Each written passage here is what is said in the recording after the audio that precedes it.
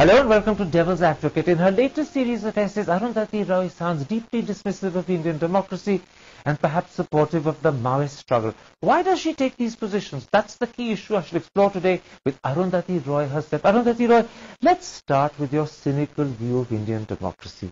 In your essays, you say the beacon is failing. You say it's been hollowed out and emptied of all meaning. You say that Indian democracy can no longer be relied upon to deliver the justice and stability we dreamed it would. Why have you come to this conclusion? Well, I think it's pretty obvious, that in the last 60 years of our democracy, what we have is a situation in which the poor are getting poorer and poorer, the rich are getting richer.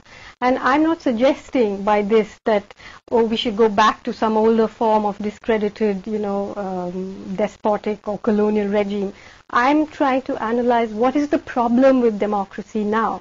Why are the institutions of our democracy, the courts, the media, the parliament, how are they letting the people down? They were meant, in a democracy, they are meant to act as checks and balances. But actually, they are serving as cover to be as undemocratic as possible. So you're saying two important things. You're saying, firstly, that the institutions of democracy, whether it's parliament, whether it's the courts, whether it's the media, have actually failed. They've actually not just failed, they failed to even act as checks. And secondly, you're saying that the poor, who I presume are the vast majority of India, are not benefiting from Indian democracy sufficiently. See, they are, of course, they have protections, but the fact is that we are now in a situation of emergency.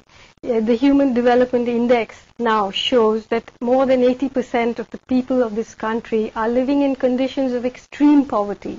We have the world's most malnutritioned children. The Dalits and the Adivasis, if you take them, are living in conditions of famine by any world indicators. When more than 50% of them are malnutrition, they're living in conditions of famine. So the state of India's dispossessed and poor is proof that Indian democracy has failed. You see, it's proving that there's a structural violence. Mahashweta Devi said a few years ago at Frankfurt, she described Indian democracy as a tapestry with parts of it are silken and parts of it are tattered, but it all holds together. And that was a few years ago. I think now what's happened is the silken parts are sequined and the tattered parts are torn and the poor are falling in. And the Indian state is following them in with guns, with helicopter gunships. We are in crisis. We have an ecological crisis. Let's come to the ecological issues later. Let's first pick up on what you said about the poor, that they're actually falling through the holes in the tapestry. How do you view something like NREGA, which was specifically designed to give relief and succor to the very poorest of the poor? Don't you believe that it's been effective? No, anyway, I think it's important. Its effectiveness is debatable because, it's also working as a sort of honeypot around which corrupt people have flocked and tried their best to prevent it. Are the failings so great that they undermine the essential core of NREGA? No. I'm not critical of the Employment Guarantee Act. But what I'm saying is that it was passed in order to mitigate a structural dispossession that was going on. So we shouldn't confuse that mitigation with the structural problem. So you're saying structurally Indian democracy works to the disadvantage of the poor? See, Karan, what I've said is that democracy has become fused with free market capitalism.